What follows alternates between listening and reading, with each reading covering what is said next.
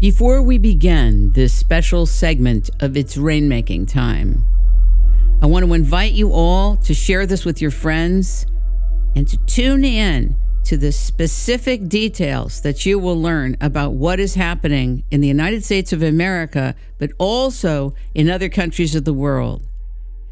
Human beings are undergoing a drastic and devastating change of conditions that are destroying their quality of life. Many people are afraid to stand up for themselves, their families, and their communities. There's brave people who put their lives on the line and traverse the world seeing what most of us have never seen and facing what most of us hope we never have to face. It's a tough time in human history where we're watching the destruction of civilization. So there are tough conversations we need to have. Very uncomfortable ones we need to have.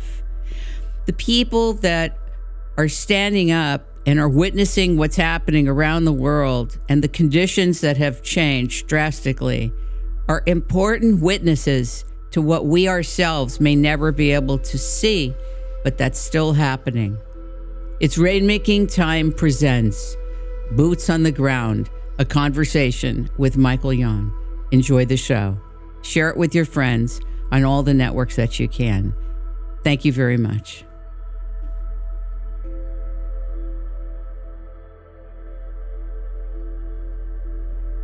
Ladies and gentlemen, welcome to It's Rainmaking Time. This is Kim Greenhouse. It gives me great pleasure to interview somebody that ordinarily I would have not considered, because what we explore is the domain of discovery. Now, when you're exploring the domain of discovery, new and ancient knowledge, you don't always get to cherry pick what you discover. And discovery is not just new knowledge and ancient knowledge. Discovery opens up a universe, and that means you're going to find out things you didn't plan on finding out. Sometimes you don't want to find out, and sometimes it's painful to find out. I've invited Michael Yon, who is an author of many books, a Green Beret, former Green Beret, a writer, a photographer, and a correspondent. He has been in over 98 countries. He travels constantly. He's working on some of the most sensitive things going on with humankind, things that are going on in the United States and other countries. He's going to talk to us today about what's happening with the war, and there's many types of wars going on. There's a war with trafficking. There's a war in the area of migration. There are things that, as an American person, as an American citizen, that I didn't even know was happening. And the reason that I'm covering this today is so that you understand what is happening on the ground, boots on the ground. Now, Michael has been known to hand wrestle and take down alligators. He has a reputation over the many, many years of being one of the bravest embedded journalists of our time, who is on the front lines in a way most of us could never fathom and imagine. He's doing some things for humankind that most of us would never dare do, let alone talk about. It's a chilling subject. It's not easy, but I want you to welcome Michael Yon to It's Rainmaking Time. Welcome to the show. Thank you for having me on. I'm in Okinawa, Japan, out here in the middle of the Pacific, or not the middle, but deep in the big old Pacific Ocean. It's very peaceful here. I'm sitting by the water, but as you can see, this, since the sun has gone down, you can't see the beauty of the sea here. Japan is such a beautiful country. Have you been to Kyoto? I have. It's an amazing place, you know, an old capital of Japan, Kyoto. And I would encourage everybody to go there if you can get to Japan. I really want to go bad. And I believe it or not, I wanted to look at the flowers there. I wanted to be part of the tea ceremonies. I really wanted, believe it or not, to interview either a ninja or a samurai or someone from that lineage. Misako Ganaha, actually, speaking of somebody of that lineage, I just got off the phone with her before we went on. Her last name is Ganaha. She's a Japanese journalist. She's from Okinawa.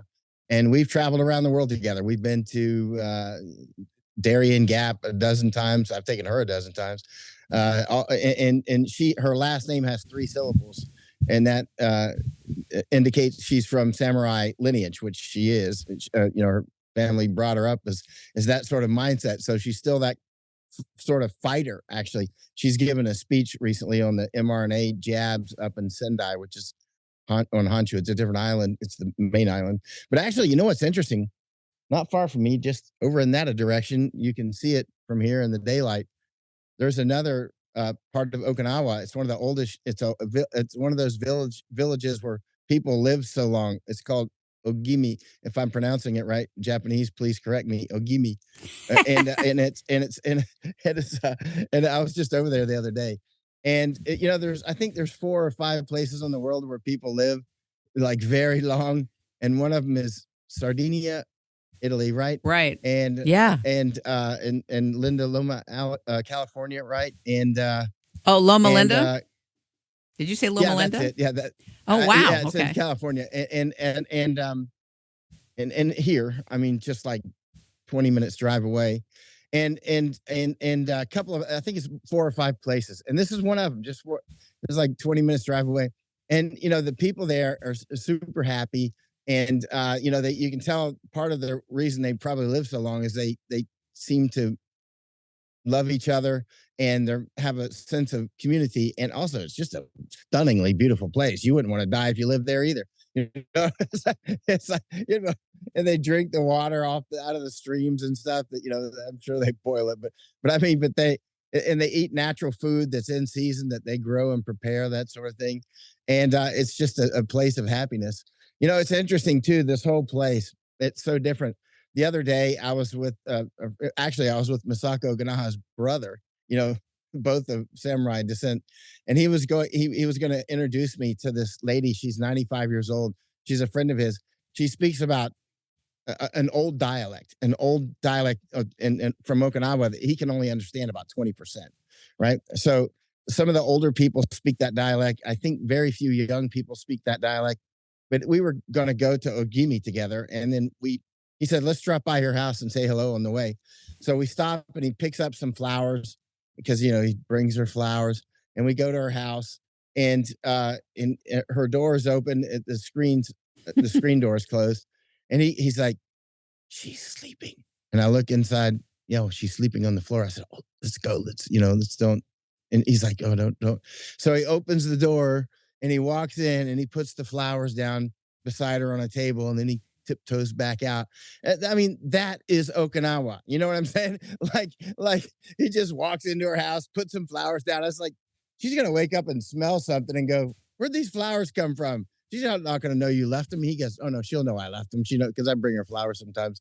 And it's just like, how that's sweet. Okinawa. Very sweet. The night before that, I was in my place, and I had all the lights out, and I'm studying, and I'm reading a book, except for the few lights that I have for the book. And a flashlight comes in my window. This is like after 10 o'clock at night.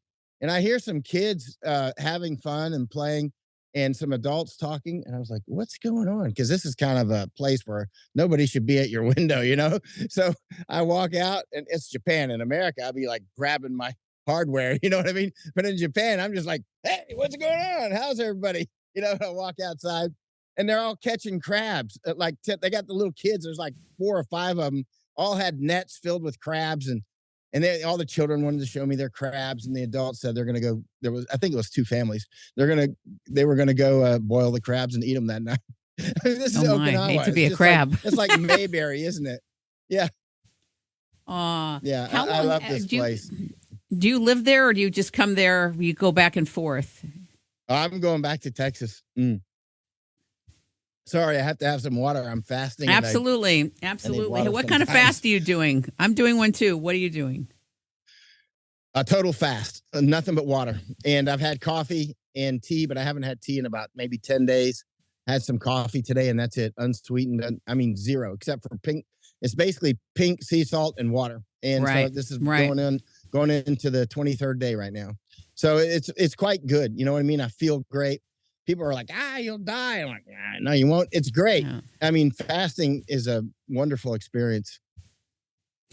The first time I did a fast, I didn't realize about the electrolytes. I did a 10-day fast, and at 5 days, I couldn't get off the couch. And that's when I realized, oh my God, never again. You have to have the electrolytes, the salt, and the electrolytes, or you won't function. So it's great though. And you're doing it a long time. Yeah. I mean, I can do it. It was a water I mean, fast but with when you just coffee in the morning. 2 days I could only really do coffee. fasted. So you really I did. fast. I mean, I've been through it. Yeah, like you're doing it. And you ask them, what are you doing? They're like, oh, it's a liquid fast. They're drinking juices. I'm like, that's not a fast. That's not a fast. Yeah. That's called blending up your food and drinking it.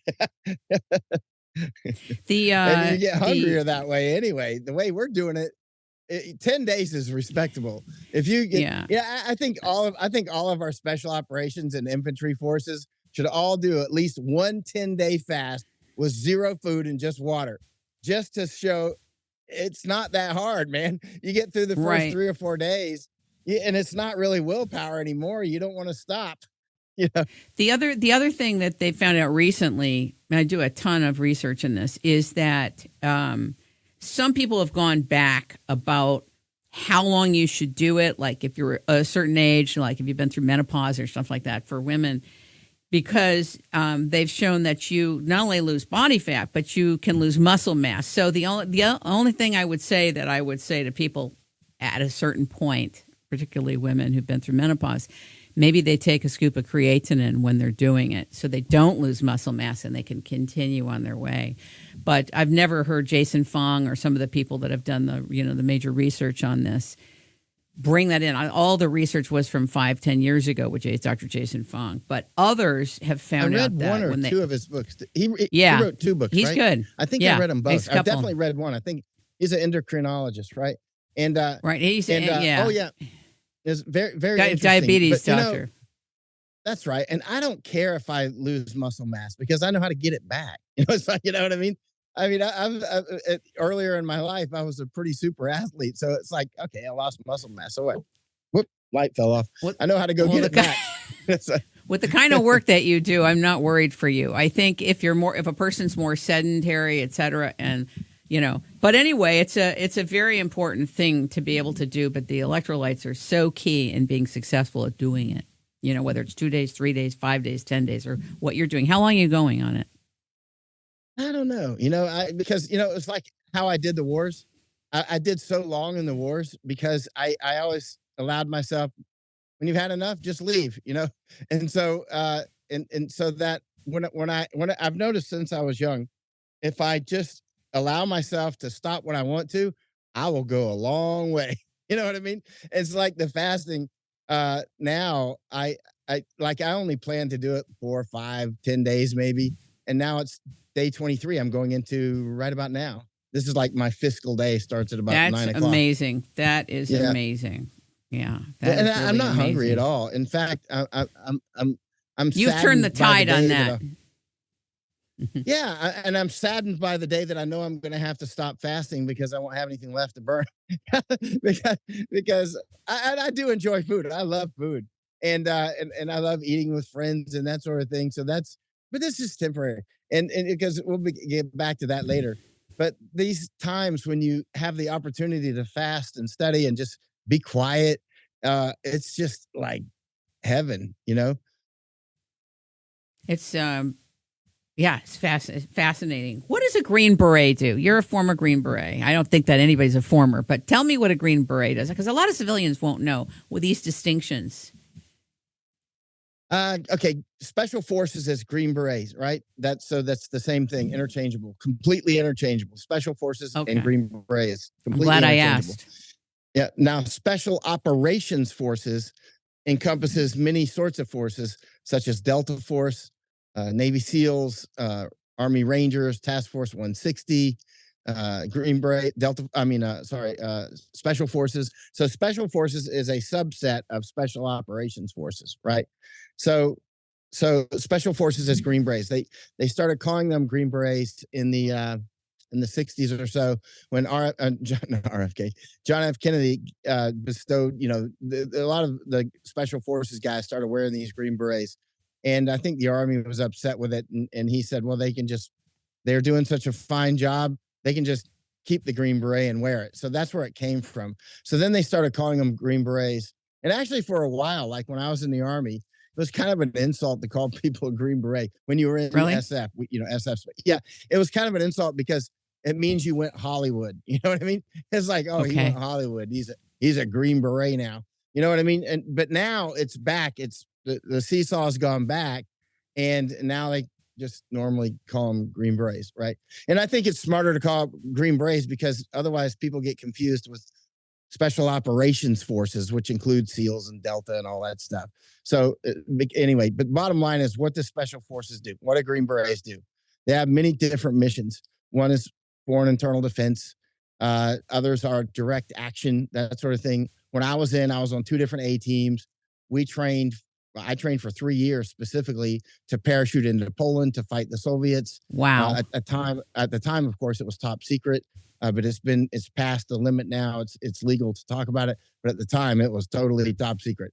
But we trained very hard for 3 years. We would parachute at night and practice going in, and it was some pretty intense training actually. I was going to say it sounds really dangerous, but it doesn't. It doesn't, let's say, transfer over to college credits. Let's say, you know what I mean? There's like, when you put that on when you're like, well, what did you do? It's like, well, it's hard to explain, and it's of no use to you unless you want to, parachute into a country and do bad things. But actually, it has turned out to be extremely useful, and I'll tell you why. A lot of the things that I learned in Special Forces, such as German, and such as getting a start on studying foreign, let's say foreign religions and cults and things like this. I started studying things that you might not expect, right? Dankeschön. And yeah, Dankeschön. Yeah. I lived in Berlin. Oh, I lived in Berlin, but I'm not like you. No, I didn't live long enough to really have command. Yeah, I went to Defense Language Institute, and then I lived in Germany, and actually, believe it or not, I spoke German around the world quite a lot. Like Kurdish people, when I'm out with them, I'm often speaking Really? German. I didn't know they spoke German. Amazing. Oh, Wow. I've met quite a few.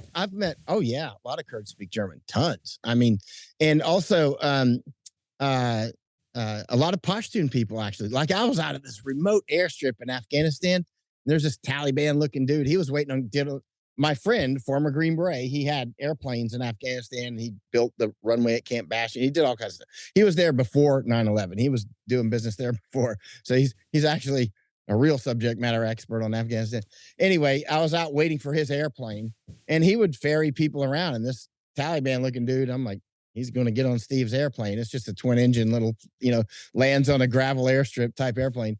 And so I'm like, I walked up to him, and he was messing with an iPhone actually. And I said, oh, your iPhone works here? And he goes, I don't speak English. I said, sprechen Sie Deutsch? He's like, yeah, ich kann Deutsch. Ich habe in Berlin gewohnt. He said he Oh lived in my Berlin. God. And his German was completely fluent. He was like, yeah, we talked for, I don't know, a long time until the airplane landed. And he was just like, yeah, I got this iPhone in Dubai and da da da da da. I'm like, where'd you learn German? He's like, oh, I lived in Germany for many years. And you never know who speaks German. I found that. I mean, I've been out with soldiers in Iraq and Afghanistan and different places. And I'll be like, do you speak English? And they're like, nope. And I'll be like, sprechen Sie Deutsch? And numerous times soldiers have been like, hey, nobody here speaks German. I'm like, you never know. And every once in a while, one pops up and they'll be like, yep. And that's a great story. Like whether it's Philippines or whether it's Nepal. I found a lot in Nepal. Like one Sherpa that I hired, he spoke German fluently. And so you just never know. Tell everybody what a Sherpa is. Some people won't know. Oh, the Sherpa, there's many sorts of people. Sorry, Skeeter's out here, I think, and I'm barefoot. There's many sorts of people in Nepal. Sherpas are just one sort. People know about Gurkhas and Sherpas and all this.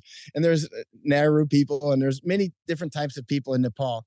And the Sherpas live mostly in the western part. There's some in Kathmandu and stuff as well. But those are the ones that people mostly hire to go to climb when they do their Mount Everest treks, because they're serious mountaineers, or they became that.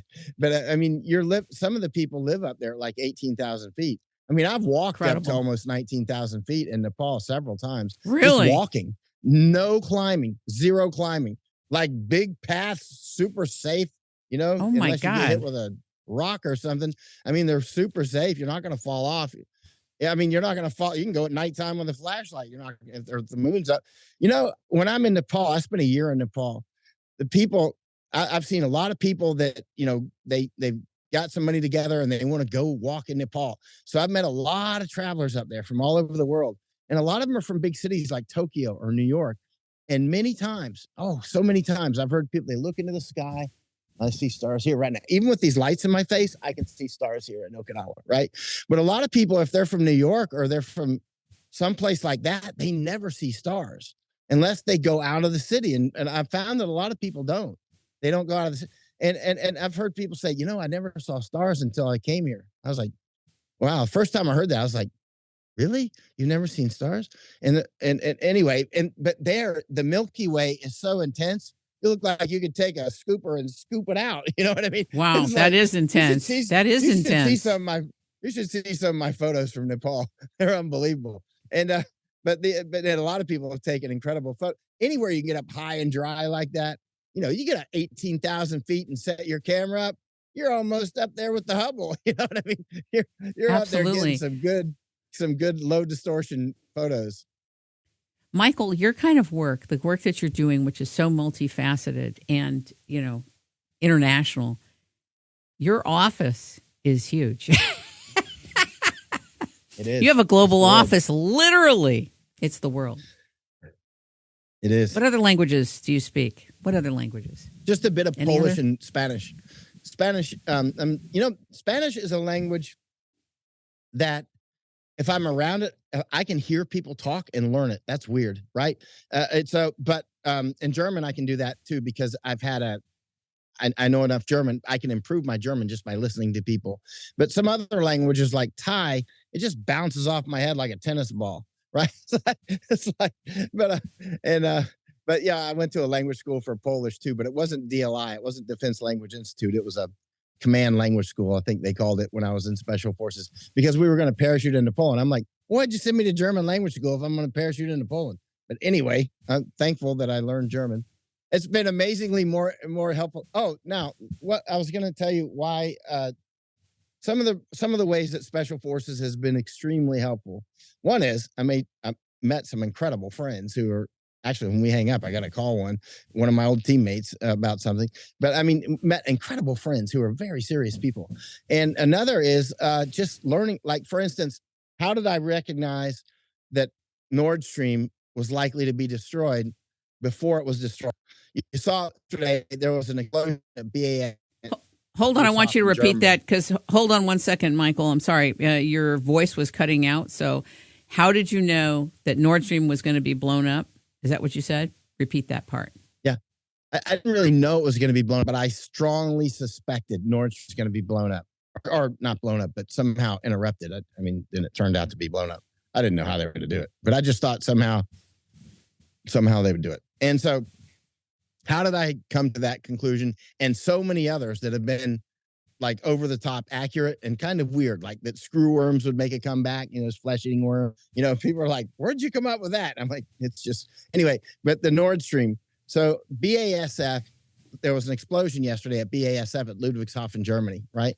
18 people injured and a fire, right? Now, BASF, as BASF goes, so goes Germany. And Nordstream feeds BASF, right? And so Nordstream, the natural gas is needed at BASF to run operations at BASF, right? So BASF at Ludwigshafen, just that plant is the biggest chemical plant in the world. I'm sorry. An incredible lizard just caught something on the wall. So I was wondering what's moving up there. Sounds like we're in the swamp. God help me. I'm getting nervous. Go ahead. It's like Florida. It's just Florida. Just imagine Florida, but with a lot of cool Japanese. Oh my God. Okay. So Ludwigshafen is, that's where the Haber-Bosch process started in 1914, the year the Panama Canal opened. Haber-Bosch process is where you take natural gas, strip the hydrogen off, combine it with nitrogen that we're breathing, and make ammonia from it, right? And then from that, there you go. Explosives, fertilizers, ammonium nitrate, ammonium sulfate, all those sorts of things, urea. So in other words, it's very important, to put it mildly. I mean, very mildly to say that it's very important. It's exceptionally important, right? It's top tier important. So sounds like it's an imperative. It is an actual imperative, right? So it is. So I thought, well, I know what the globalists are up to more or less because they say it and they're actually doing it. And I'm actually paying attention, right? As are some others paying attention, right? And many others, actually. And so I thought, wow, okay, this is something I learned from special forces. We have something called a Carver matrix. When you're selecting targets to do sabotage, right? I did a lot of sabotage training. So it's called a Carver matrix, CARVER, right? So when you see all these potential targets, like say energy, railway, communications, water, whatever, police station, something like whatever, you add them to the Carver matrix and you assign them numbers, right? So like criticality, accessibility, vulnerability, recuperability, and defect, right? So in other words, what will it do? And then after you select the ones who make the cut on that, you'll do another assessment on how much resources it takes, and so the bottom line is, when I'm looking at the Carver matrix on Europe, I'm thinking, what would I do if I were trying to do what they were doing? And you want to do elegant moves. In other words, this one chess move that does 3 or 4 different things, right? You want to, seize the board and threaten the queen and the rook, that sort of thing. So, I mean, you want to, so I thought, they'll want to take out BASF and they need to take out Nordstream. And Nordstream feeds BASF. So I said, Masako Ganaha, samurai descent. I said, let's go to Germany. Let's go to Ludwigshafen. So we went there twice. And we were inside Ludwigshafen we were in BASF at Ludwigshafen the second time. And I said to the guy giving us the tour, I said, what happens if Nordstream is interrupted? And he said something like, BASF is dead, right? Now, oh my God. They cut. I bought an iPad just to watch Nordstream flows. And because there was a website where you could see how many cubic meters per second are going through, right? And so I watched it for months, and I'd watch it, and then finally I went to zero. And I said, I started calling some people, and I said, hey, it looks like the readouts are that Nordstream just went to zero. I wonder if that's accurate. Do you have any information? And then next thing you know, you turn on the TV and it's bubbling to the sea. And I'm like, wow, they got it. And it was almost certainly the United States, right? Now there's numerous reasons to hit it, not just taking out Germany and deindustrializing Europe and putting us into famine, but also since centuries, the West has wanted to separate Russia from Germany, right? They don't want to have that umbilical connection because Nord Stream went from Russia to Germany, right? And like Trump was saying, hey, why are you buying your gas from the Russians when you can get it from us? And so because again, that makes a block between them, right? And so of course under Biden it was destroyed, and the United States signaled in advance, that we were going to do it. And then I started talking about also another one called Groningen. It's in northern Netherlands. I went to Groningen in April of 2023. And then I went on Jordan Peterson shortly after that with Ava Lardingerbrook. And I think I said on that show that that I think that they're going to cut Groningen. If I didn't say it on Jordan Peterson, I said it in other shows. I said, I think they're going to cut it. And people are like, cut Groningen? Why would they do that? It's the biggest gas field in Europe. And I'm like, you're thinking. It's the biggest gas field in Europe, Carver. It's like, if I want to deindustrialize Europe, I will cut Nord Stream. I will cut Groningen. I will burn down. If I want to create global famines, which they clearly want to do openly, they don't hide it. This is only conspiracy theory to conspiracy theorists, right? I mean, to the ones who think they can just throw their magic conspiracy theory wand out there and go, conspiracy theory. It's like, nah, the guy holding the magic wand is actually just ignorant. I mean, they are saying what they want to do. They want to put us into global famines. They want to deindustrialize Europe. They're crystal clear about it. They want to replace Europe with another population. Are they doing it? Yes. And so here we go. It's coming. it's all about conditions. It's not about sparks. People ask me all the time for years, what will the spark be? And I'm like, okay, when you're looking at this level of play, we don't look at sparks. We look at conditions. Sparks is like low-level amateur analysis, right? When you're looking at from a higher viewpoint, we're looking at 50,000 feet, 100,000 feet. When we get the orbital view, we're looking at conditions. And these people, the globalists, the big globalists, these are very sophisticated people. They don't think about sparks. I mean, they might use sparks for this here and that there, on different things, but generally it's about conditions. The most of their game is about setting conditions for success. Any serious military person knows this. Create conditions for success, right? The mission is like 1% of it. The other 99% was being ready for the mission, setting conditions for success, and then executing, right? And it's the same with what's happening now. So it's not about sparks. What's the spark that will create war? Conditions, destroying the economy, decreasing the food supply to literal famine proportions so that people can come up through the Darien Gap and other places by the millions. I'm down there all the time. I spent about 6 months down in Panama since Biden was installed, where the conditions are there, right? And they're just getting worse. It's a dry forest. If the forest is dry, any little spark will do. If it's a rainforest, you can have a 747 filled with gas crash into a rainforest, and it's not going to burn the forest down. It's going to burn a big crater down, and then it's going to stop, right? So what we see here are the globalists creating conditions by destroying the U.S. and European and Japanese economies and others.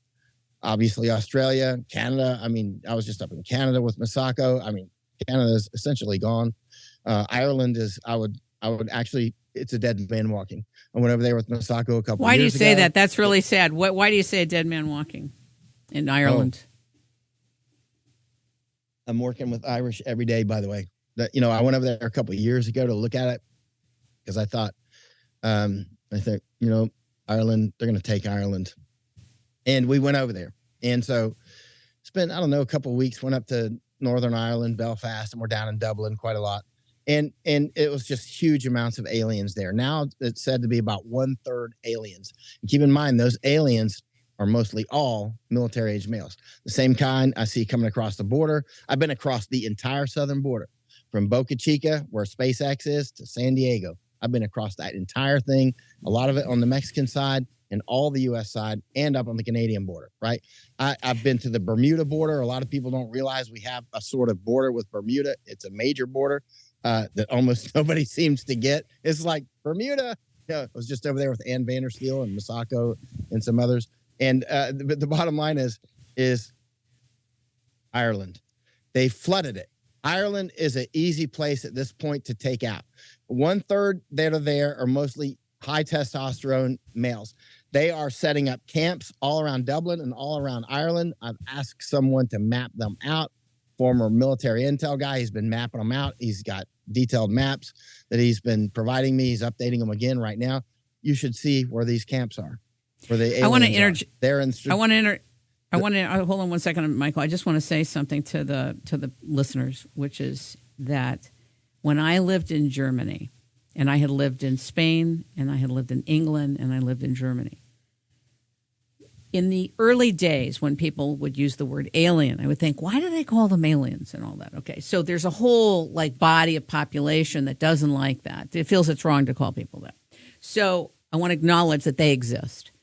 But at the same time, until your boots on the ground, in terms of migration, I had to go from country to country to get a legal, lawful right to live and work I tried in Spain. It didn't work out. I went to England. It was too expensive. It was insane. And then I was in Germany. But until I got my right to legally live and work in Germany, I was going from place to place, literally, with papers. I know what it's like to have migrated and not have your legal permission. So for all of the people that are doing everything they can to go by the books, to do it lawfully and legally, bravo. But when I went from Berlin to Cologne, I saw something in Cologne, and then Cologne to Meinerzhagen, which is more in a mountainous area outside of Cologne. I saw a totally different culture of people coming in, young Middle Eastern men. And at that time, they were saying in the news, I mean, German people were telling me this, there were a lot of rapes going on. There was a lot of attacks going on. I visited Afghani camps and camps where they were holding Syrians, et cetera, in these buildings. And there is a serious thing when you're bringing in anybody from a totally different culture that really doesn't fit well in this culture and hasn't been through the proper process to be here, to be able to work here. I mean, the scrutiny I went under, even in England, was incredible. Incredible in Spain, incredible in Germany. But that's not what's happening here. So I've had a transformation. I represent the potential transformation that somebody can have when they're in environments, talking with people, seeing what's happening, of people brought in. And this was 2015, where I had a transformation, boots on the ground, seeing it was not working. It was not working then. I didn't realize it was an agenda. And I didn't realize how huge it would become at all. I mean, I had a glimpse of it, is my point. Anyway, I just wanted to say that to you. Yeah, you learned. No idea. Oh my God. You learned that some fish don't mix well in the same aquarium, right? I spend most of my time with other cultures. People said, "You're a xenophobe. You're calling them aliens." And I'm like, okay. As for a xenophobe, sometimes the only white person I see for a month is me when I shave, and you see I haven't shaved recently, right? I mean, sometimes I literally don't see another white person for a month. I've had that experience many times, right? So it's like, if I'm a okay, that's just nonsense. That's magic wand stuff. Magic wand, xenophobe. It's like, magic wand conspiracy theory. Okay. Magic wand, broken fireplace, right? But there was pressure not to say anything. That's the one thing I remember in 2015. There was a lot of pressure on the German people. Yeah, not to say anything. I was attacking. I wasn't like, no, I'm not a xenophobe. I'm like, you're an idiot. Close the borders. You're a xenophobe. I'm like, close the borders. You're going to get raped. You know what I mean? They're going to murder you. Yesterday in Ireland, there was another mass stabbing. Killed children. It was a 17-year-old Muslim guy. Yesterday, there's a mass stabbing again in Ireland, right? It's time to kick them out. They are not even aliens. They are invaders. This is an invasion. It's an intentional invasion. Words are the atomic structures of truth and lies when we communicate. If you pick the wrong words, all rest that follows is false. And I've told people this many times. Some of my friends who write about the border, they keep calling them illegal immigrants. And then they'll send me links to and I've asked many of them. I'm like, why do you keep calling them illegal immigrants? You know what they are because you and I talk privately about it. And they're like, well, I don't want to offend people. I'm like, here's the social pressure. Tremendous. I'm like, here's some social pressure. And here's the deal. Don't send me any more of your links. I know they're good. I know they're great. I've read your work for a long time. I am tired of you lying about what they are. I will not publish your links until you call them what they are. This is an invasion. I'm not going to amplify your lies. Totally understand. I'm glad. All else that follows is a lie. If you start with a lie about the word, nothing else in the whole article can possibly be true. I mean, that's very astute. Falsus in omnibus. The legal term, I think it comes from maybe Plato days. I think it came from Plato, right? Maybe Socrates. I don't remember. I'd love to go back and read this. Or actually, Socrates didn't write anything, but anyway. But the bottom line is, falsus in uno, falsus in omnibus, right? So it means if one thing is false, all the rest is false. It's a legal term used in our court systems as well. If the person lies about one thing, or he got one thing that's important wrong, then you can throw all the rest out, right? I want to go to the part, about the invasion. I want to talk about. I just want to say one thing before you finish here, because you're on a roll. You're kind of like a supersonic plane. No, go ahead. Yeah, I want to say, words are the atomic structures of truth and lies. If you want to make water to drink, if I want to make this water, it consists of H2O and whatever minerals are in it, right? So hydrogen and oxygen in the proper proportion. If it's H2O2, it's hydrogen peroxide, right? So in the proper, So if I take lithium and oxygen, it's going to be something else. And I don't think I want to drink it. If just one of them is wrong, the rest is wrong. That's all I want to say. But I literally don't publish anybody's links anymore. They keep calling them illegal aliens, irregular migration. I'm like, you're irregular migration. If you're using that, you are what's called a regular liar, right? We don't have time for weakness. Cowards are natural. Cowards are natural traitors, right? If you don't have the guts to call it what it is, you're a coward. You will be a natural traitor. You're actually committing treason by giving them a pass while they invade our country. They will destroy us. This will destroy the United States, just like Ireland's about. Luxembourg is gone. I mean, gone. I was in Luxembourg 2.5 years ago or so, and it's about 50% aliens now. Invaders. All downtown Luxembourg. I'm surprised. Luxembourg, you're talking about the area of Europe, Luxembourg? Or are you talking about Luxembourg? Luxembourg borders, Netherlands and France. Yeah. And it's by Belgium. It's by Belgium and Germany, right? It's right. Of course. First time I was there, it was the jewel of Europe. First time I was there. Right. That's what I thought. That's what I thought. That was the jewel of Europe. That was the place everybody that knew much about Europe wanted to go see. I was there. It's a big money place too. Big money place. Oh, big deals going on there, right? Yeah, it was unbelievable. It was It was like a little heaven. And now, back then you could let kids play out at 1 o'clock in the morning. Not that you would let your kids do that, but because it's time to be in bed. But it would be safe back then. Now, we were seeing drug deals. It was broke into a car right in front of my hotel in broad daylight, right in front of us. Somebody just walked up and broke in a car. African drug gangs right there on those corners, right in front, right by the train station in downtown Luxembourg. The Third Army with General Patton is buried down the road, right? We liberated the streets down there are named after, like Liberty City or Liberty Street or something like Liberty Avenue or something like that, right? Out in Luxembourgish language. Anyway, but things like that. And now it's destroyed. They just gave it. I think it was about the 11th day that I finally found somebody who actually said he was from Luxembourg. I said, I've been asking so many people here if they're from Luxembourg, and you're the first one. Where did you all go? He's like, oh, there's many Luxembourgers in the countryside. I'm like, this is your capital. That's like right out of the Bible, man. It's like, they'll be speaking foreign tongues in your capital. They will be loaning you money, but it's just like, here it goes. The old history books. It's very organized. The invasion part.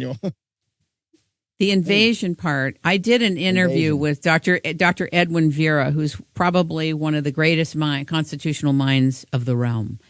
We did a piece called Calling in the Constitution back in 2020. Totally suppressed, totally censored all over the internet.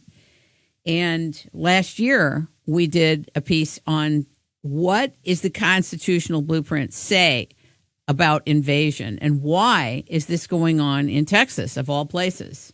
We're dealing with the Texas crisis, the known Texas crisis at the border and why it's not being stopped. And that's what we had the conversation about. So I do understand through listening to him for hours and hours before we even did that.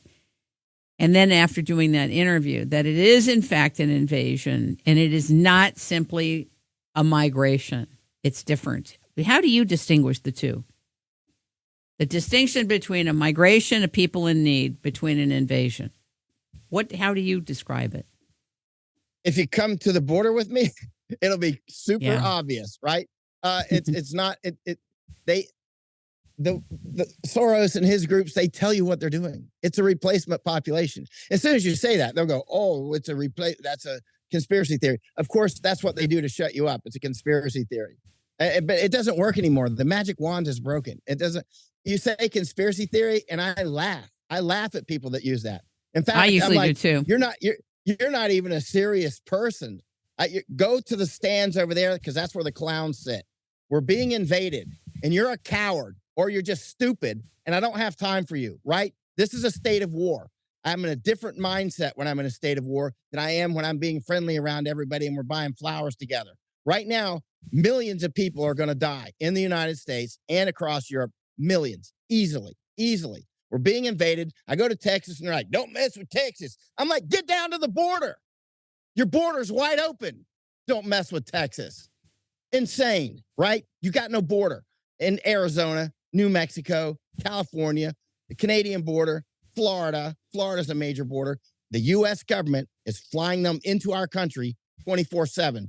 Out Atlanta, Tampa, Orlando, all over the United States. They're flying them in as we speak. There's airplanes in the air coming from places like Colombia. They're coming from places like Guatemala, and they're flying them directly into the United States, right? And it is a straight up invasion. It's a war, and they are coming to kill us and take our property straight up. And I'm telling you, Ireland, at this point, all they have to do, cut off the electricity, cut off the water, supply a couple container loads full of machetes to all the aliens, invaders who are there, and cut off the airplanes, cut off the boats and ships. Ireland is now almost hermetically sealed. Cut off the communications, jam communications, and that's it. Tell them to go to work. You can have it. If you cut off the food and you tell everybody, hey, those dirty white Irish people, they got lots of food. You can stay in their house. Go get it from them. They're getting all the food, but you're not. Those people will go get that food, and the Irish mostly don't have guns. What are they going to do? Fight them with swords? Fight them with kitchen knives? You know what I mean? And they mostly have given up their guns. They're unarmed. Because they made those mistakes long ago, setting conditions, right? And you can easily genocide the Irish at this point. Now, at this time, once the Irish... What would be the benefit of doing that? I'm sorry, I got to cut in here. What would be the benefit of doing that, Michael? Oh, to take who benefits? I mean, the World Economic Forum wants to make Europe into a big park. You can look on their website, look at the maps, look at the artwork that they do. There's bears and beavers running around, wolves, and I could talk about the wolves and stuff. I mean, they want to make it a big park. They want to depopulate most of Europe. They want to depopulate most of the whole world, right? Now that you've got all those Afghans and Somalis and everybody else running around Ireland, it's an easy deal to cut the food and water and electricity off and cut the flights, cut the boats, cut the communications as much as you can, which will be a lot, and genocide them and just say it's, things happen. Climate change. Yeah, climate change made them lose their mind. And then it's very easy to genocide the people that came as the expendable army. Because I think a lot of those, probably almost all of the aliens, despite many of them have been in war, like the Somalis and the Afghans and many others have been in war and have significant experience in war. But when they get down there they probably don't realize they're being kettled. Kettling is a word for you get brought into one area like a kettle and the door is closed. And now they got you or they want you, right? So I saw that actually in Germany. Sorry to interrupt you here. So I saw that in Germany. This is what shocked me when I was in Montaukon, and I went to where they were holding a lot of people from Syria and Afghanistan. They were so upset. They were all in these small, crowded rooms in Germany. They didn't have their own food. They didn't have their culture. They had men and women from all over together, that's a shame culture. So you don't do that. But they were doing it. They couldn't leave. In other words, they were trapped, kind of, and there was no knowledge if and when they were going to be able to let into society. So that's the only experience I've had, and I thought this is not right. And then the guards were. There was antagonism from the German guards to the people that were being held, right? The migrants that were being held. And there was a big question mark. What's happening that nobody knew? So they were kind of in suspended animation. I felt bad. I felt bad about the whole situation. I thought the whole thing something was wrong with it because the word was that they were being freed from a war-torn area. But then they were prisoners somewhere else. It was very confusing for me. I didn't understand what was happening. I didn't. This is all I knew. Yeah. I mean, these people that are coming in, the which people from where? Around it, all over the world. I mean, you should see these people coming through the Darien Gap. I spent about 6 months in Panama since Biden was installed, months down in the Darien Gap. I've seen so many Chinese coming through, huge numbers of Chinese, huge numbers of Iranians, huge numbers of just 150 countries, Afghans. I talk with Afghans all the time down there. Iranians I meet every day. Chinese, so many, it's like a flood, right? And the Chinese are going up to Maine and Oregon and Oklahoma and Washington State, and they're growing dope. They're growing dope, and they're selling it. They're literally making money, dumbing down our youth to kill us. They're literally, that's talk about an elegant Carver move. I'm going to say, and this whole drug thing has gone on in many cultures and many places and many times. It's happened with Chinese selling alcohol to indigenous one time a long time ago. Your audio is cutting. We're going to have you repeat that because your audio is cutting out a bit. Go ahead. About how far back did it go? About 25 seconds. Oh, the drugs? Yeah. Oh, the whole drug thing that the Chinese are growing marijuana and thousands of our people per week, if we're to believe the numbers. And I think they're probably accurate because I've seen it. I travel all over the United States and Canada, and it's unbelievable. I mean, the devastation you see in some of the cities, like clear, like people frozen and stuff, and sleep on the ground and feces. Anyway, everybody's seen this stuff, and it's getting worse. Huge homeless areas, right? And Chinese are largely involved in this fentanyl trade, and they're working with various cartels, Mexican and American and that sort of thing. But and also the Chinese come and they just grow marijuana, right? So this is an old strategy that's been used for many years. It's been used by the Chinese in Taiwan. It's been used by British on China. It's been used by also Chinese that were involved in that as well on China, although they like to skip that little part. It's a little inconvenient. They like to blame the white guy and forget that most of the people involved were actually sort of Chinese. But anyway, so you see Americans giving fire water to the Indians, making money and feeding their addictions. You're doing two things at once, right? And so that's why I have just ripped into Joe Rogan, smoking dope on his program, getting drunk on his program. Now, the doper heads, they will say, well, it's my freedom, man. I'm like, your freedom. You're an idiot. You're going to die. There's high testosterone men coming across the border. This is not a joke. This is not your freedom, which you never paid a dime for. Other people have. And guess what? It's you're on deck. You're on deck. It's up to you. And you're doped up. And you're talking about my freedom, smoking dope. Joe Rogan's pushing that crap, right? Getting drunk on his show, as others do. I was offered the opportunity numerous times to go on Joe Rogan's show. Like Alex Jones asked me live one time. I'm like, nope. He's been friends with him for 26 years. People are like, well, you should have gone on his show. And I see that side of the argument. Trust me, I have a subtle mind too. I could have done that, but I decided to do it another way. And I decided that based on various things. And it was a right decision. I decided not. I said right on Alex Jones' show, I'm not going on Joe Rogan. Somebody could find that. I did it live. I was like, I'm not going on smoking dope. I got no time for dopers, right? I'm not going to help boost Rogan up by 1/10% when I can drop him down by 1/10%, right? And it's a shot across the bow for other young bloggers who are doing this. If you start smoking dope and getting drunk on your shows and you want help from somebody, you're going to get resistance. You're going to get attacked. And that's the way it needs to be. We're in a state of war, and we need to not put up with these people. Because he has a big program, you should go on and talk. No, that's not how I roll. I have a different compass, right? I don't want to have anything to do with them. I want to be able to say what I'm saying now. And what I'm getting to is the Chinese are more sophisticated than most of the people come in. There are some groups that are more sophisticated than others. Chinese, very sophisticated. Iranians are quite smart and sophisticated. Actually, I tend to get along with Iranians quite fine. But we're made to fight each other. That box is getting shaken by somebody. And who is that somebody, right? And so Kurds are actually quite sophisticated.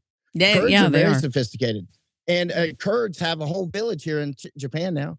It's called Kawaguchi. Really? I was over there a few months ago. One of my friends is from Azerbaijan, and but he lived in Iran. And anyway, he's been here 40 years. But yeah, that's funny. Azerbaijan, that's another story. But the Kurds, they're very sophisticated. And I went in a restaurant in Kawaguchi. Japanese are calling it Kawaguchi stand now. Actually, about 2 weeks ago, an apparent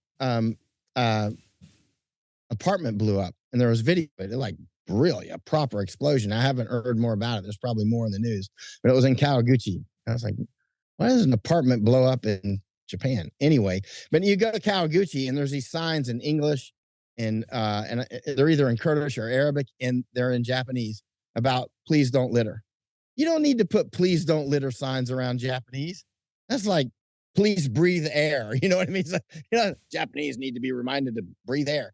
Japanese don't need to be reminded to not litter. They have a social awareness that's uncanny and a social care. Yeah. As much as I love Kurds, I've been out with them a lot. I really get along with Kurds. I have great respect for them, but they have a different way. Some fish don't mix well in the same aquarium. Interestingly, too, a lot of Kurds and Jews think that the Kurds are a lost tribe of Israel. So if you talk with Kurds, which I've done a lot, and of course Jews, I mean, I work with Jews 7 days a week. That's my background. That's my background. That's my background. Yeah, I work with Jews every day. And one of my main partner in fighting Chinese Communist Party is Orthodox Jew. I mean, he's an unbelievable intellectual powerhouse. I call him Spock. And so anyway, we've talked about this at length. I came back to him at one point. I was like, the Kurds here, I don't think that's a coincidence. I think that's a Zionist move, actually. One of the things that a lot of people don't realize is that Jews are like Christians or like Hindus or like Muslims. There's a lot of different components to that. You know what I mean? There's a lot of different, and there's nobody that hates Jews more than Jews. Just like there's nobody that hates Christians more than some other Christians. That's very true. Sure. That's, oh my God, and that's Muslims hysterical. too. And the Persians don't like other Persians. Oh my God, it's a riot. It's a riot. It's Japanese. Oh my God. It's the same way in Japan. Same way in Japan. Nobody hates Japanese. Really? I was giving a speech in Tokyo like 10 years ago. I was giving a speech and I said, and it was a bunch of like historians and journalists and stuff and just sort of academics and back then, even 10 years ago, journalists were respected here, but now not so much. But and I was giving this speech and I think it's online. And I said, I've been around this world. I've been to 25 countries in Asia. I think 25. I spent more than 18 years in Asia. And at that time would have been, maybe 16 or something. I don't know. Or anyway, 15 at that time. But anyway, I've spent a lot of time in Asia, all over 25 countries, right? And including a year in China, almost a year in India, a year in Nepal, I've been all over, right? And so I said, when I go to different countries, I ask certain questions like, do you trust your army? Do you trust your police? Do you trust your court system? Do you trust your government? What do you think about food prices? I'm taking atmospherics. What about fuel prices, food and fuel, right? I'm asking certain questions that I get as a baseline. I'm trying to figure out, are you happy, right? I mean, that's important. If people are basically happy, then nothing's going to happen here. You know what I mean? And, and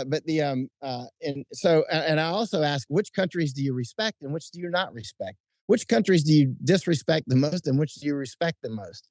And so I'm giving this speech in Tokyo. And I said, I've been around this world. I've asked the same questions. And do you know, I found 3 countries that hate Japan only. Japan and the United States are easily the 2 most top respected countries for sure, at least at that time. The United States is clearly going down. But clearly Japan and the United States are neck to neck, right? I would say equal. Sometimes people like Japan a little bit more, but United States is far more respected than people give it credit for, including here in Japan. Like there's a saying here in Japan, be the American that the Japanese think you are, right? So. And, oh my God, that's funny. Yeah. And so I said, which countries hate Japan? Not everybody in those countries, but they're like China. I'm like, okay. And Korea. And they're like, North Korea. Okay, that's 3. I was like, okay, just combine North and South Korea. Not that they hate Japan, but a lot do there because of information war. And they couldn't pick the 3rd country. They couldn't figure it out. And I'm like, no more guesses. And people are like, just Korea and Japan, Korea and China. And I'm like, the fact that you can only think of 2 countries should tell you something because you've been trained to think that the world hates Japan. And you can only think of 2 countries, or let's say North and South Korea combined, that you think hate Japan. Only 2. And I said, I'll tell you what the 3rd one is, because I've been all over Japan too. It's Japan. And they almost gave, I don't know, you could find it. They may have given a standing ovation. I don't know. You could find it online, I think. And they were just clapping really hard. And they're like, you know, and I'm like, you damn Skippy, I know. It's like it's the same in the United States. And you lived in Germany. You know, it's the same in Germany. Germans hate Germany. A lot of them do. They've been taught to disrespect their country. Americans have been taught to disrespect our country and our Constitution. It's information war. Information war is the highest form of warfare. I said, you have been a victim of information war. We did part of it with the War Guilt Information Program. We definitely did a huge part of it. We did a massive book burning. We did all kinds of things to emasculate Japanese men. We did all sorts of things after World War II. And then others chimed in.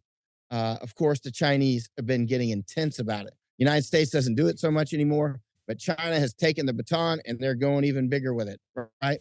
So that's why I've written 3 other books you didn't mention. They're on information war from China against Japan, and they're only in Japanese. Called? They're not in English. What are they called? They're all in Japanese. You won't be able to find them because they're. Do we know the titles at least? Can you give us the titles in English? One of them is Comfort Women, and anyway, actually I've forgotten the titles because they're in Japanese, but I wrote them, and you can see look on Amazon.com JP, Amazon.jp, and my name, and you'll see it, right?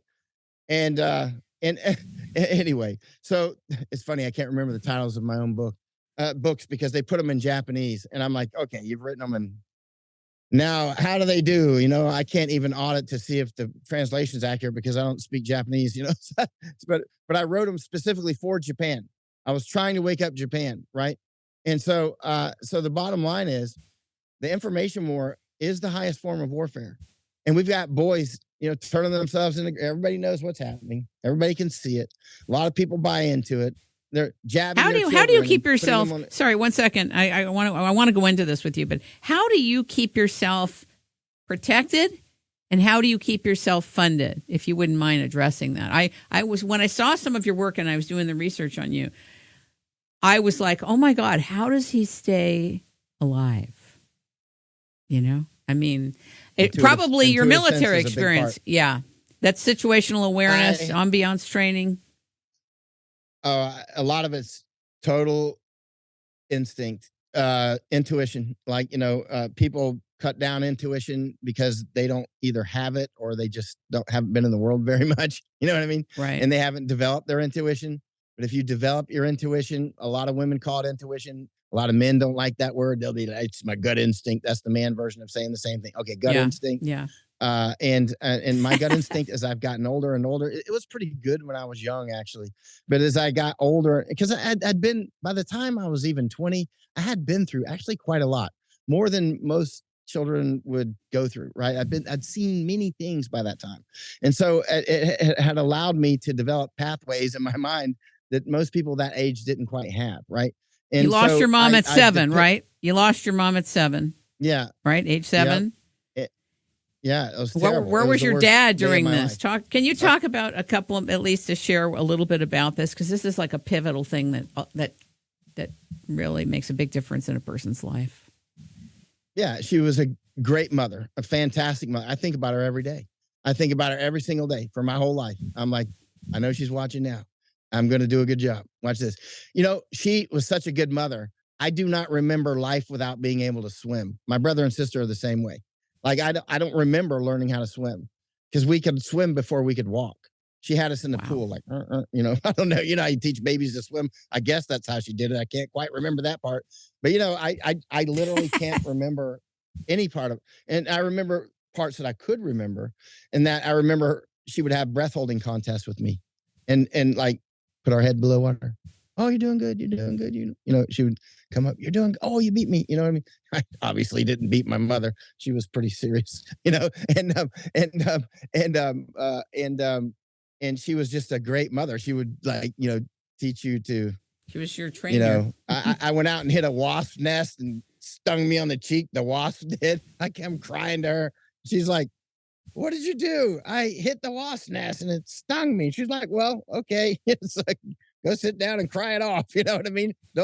You've learned the lesson of wasps. I don't remember what she said, but it would have been along those lines. You know, I mean, you know, running around barefoot, you know, it's like, it was a great life. I really loved it and loved her immensely. And then she, due to a hospital mix up with drugs, she just passed away. I mean, just like one day to the next. And so it was sudden she was passing. just gone. Wow. It was sudden. It was just like, I'm waiting for mom to get home and she was gone. And I was like, I mean, that was, I don't even remember some period of time after that. But I remember ever since that time when other kids would be complaining about stuff, and I would just think, at least you got a mother. You know what I mean? And I'd be like 8, 9, 10 years old. I would think that all the time. They're complaining about stuff. I'm like, oh, my mom's making me clean my room or something. I'm like, I would just think, at least you've got a mother. I wouldn't say it. I never remembered saying that to anybody. I just felt it. I was just like, anyway. And so I had, my father, he would buy any books that I would read and encourage me to do things and encourage sports and that sort of thing. But, losing your mother at that age is quite Huge. an intense experience when you have a binding, and I tell you, people ask me, why do I fixate on Trump for pushing the jab? It almost certainly comes directly from that. I saw what happened to my mother, and I know that's happening to mothers all over the place. They're taking this jab. I will not compromise. I'm done with Trump. If he wants to keep pushing the jab and you want to keep taking it and believing in it, in that guy that's doing that, he didn't mandate it. Yeah, but he supplied the weapons to the people who do, right? He didn't mandate it. He supplied the weapons to the people who do. Well, he gave us ivermectin and hydroxychloroquine. I'm like, okay, stop talking like a slave. You're an American. We don't wait for St. Trump to give us something. You know what I mean? We take it. We're Americans. You take your freedom. You aren't granted freedom. If you're asking for freedoms to be granted, you're just a slave. Go back, sit with the slave section, right? You're like, well, people had a choice. Well, guess what? All these children that were jabbed, they didn't get a choice. They didn't get a choice. They didn't get a choice at all. And now, including doctors didn't get a choice. Doctors, nurses, right. A lot of them had to leave, or die. Pilots are just pilots. Oh my God, is that frightening? Yeah. They had to change pretty frequently. Yeah. They changed the heart criteria for monitoring the heart of pilots and the well-being of pilots, because they were all going below the level. So many were going, not all, but so many were going below the level of what a healthy heart should be doing, that they had to change the standard. Yeah. Wow. Yeah. I talk with Josh Yoder quite frequently. He's right in the middle of all this stuff. A lot of people know who Josh Yoder is. For those who don't, share who he is, could you? For those who don't. He's a U.S. Freedom Flyers. He's been involved in all these lawsuits, with the pilots, and he knows a lot. Anytime you want to know about that stuff, he's one of the key people to listen to. Josh Yoder, good guy. He's a pilot himself, and he's told me so many stories I can't even fathom to remember. Yesterday, I was talking with two people. One's a Delta Force guy, and he talked about one of his friends on active duty, young, stud. His wife is young and very fit, and they just had a baby with birth defects, severe birth defects. And then I talked with somebody in Japan, same thing, both yesterday, 2 in one day, right? Not that they were both born yesterday, but I heard those stories. This is just a steady raindrop on my roof, right? I hear it constantly. And I'm like, this is July. This is almost August of 2024. And that guy is still standing beside that jab. And people are like, well, he freed us up from the lockdowns seriously. Get out of here with that. Freed us from the lockdowns. He was the president. But people don't know what to do. You know what I'm saying? People don't know what to do, because no matter where you look, no matter where you're looking, right? And I don't even know if Kennedy is going to get in, or how much they're going to keep him out of the whole thing. So people are hard pressed what to do. I was just reading the Machiavellians, right? And when we hang up, I'm going to go back to reading it. And the Machiavellian, it's a derivative of it. And they're talking about this. I mean, he was talking about that, way back when, right?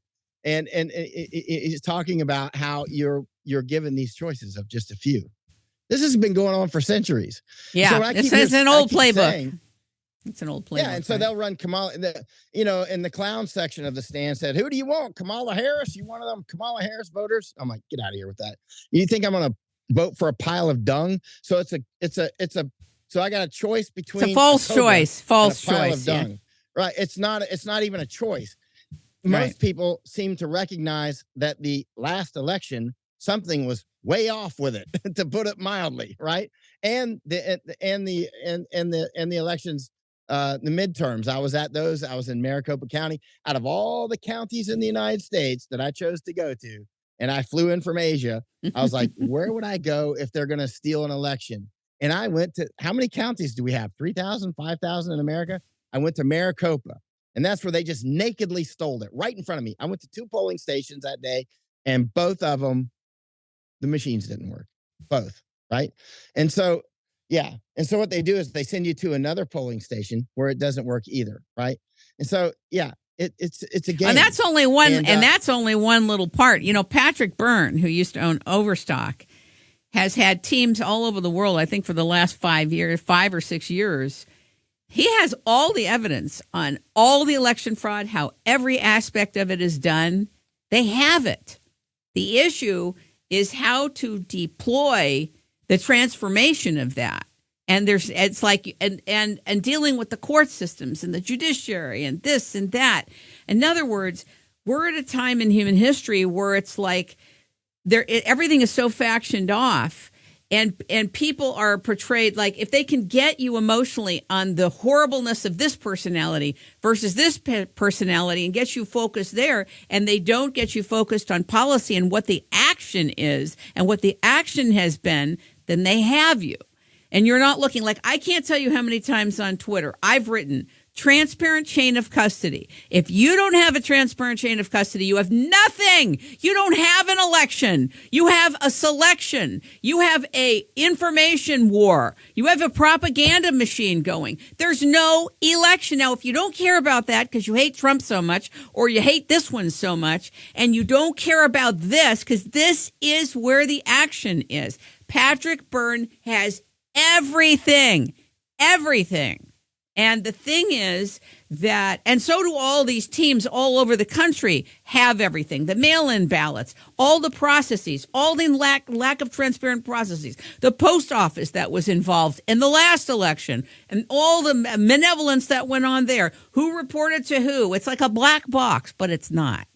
Not if you're looking for a transparent chain of custody. And if you don't have it, you don't have an election, period, end of story. The elections in the United States, while they're happening on the ground, electronically are not happening from this country. And until the American people know this, we will have no say about anything. It's just kind of the way that it is. It is so tragic. I cannot tell you how many fights have started on Twitter because this one's a felon and this one's a this and this one. It is not about that. It's about where the action of operations are. And until people are focused there, which the media is not having people focus, the language and discussions are not there.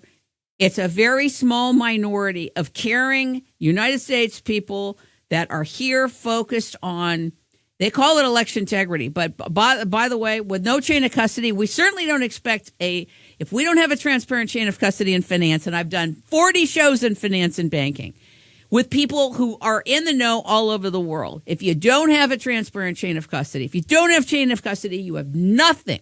You don't have an election. So don't call it an election. There is no election. If we cannot go back and do a forensic audit on everything, there's no election, period. That's it. That's where I'm at. Selection. And that's the total selection. That's the passionate part of me. Right.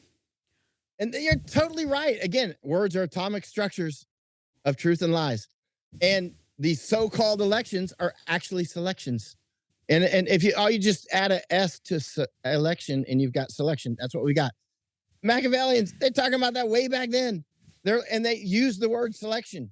It's like, you know what I mean? Yeah. Well, that's what that is what we have. Yeah. And instead they invent language to call people, I mean, if you don't agree with their translation of climate change, you're a climate change denier. Sorry, I did 37 shows. Exactly. In 10 minutes with Al Gore, I could lay it out to the whole world what has really happened and what is happening. There's no discussion. Anytime dissent is silenced, beware. You Yeah. have a And there are- non-transparent mechanism going on. And then and there are no if you good question men the who do election, nothing.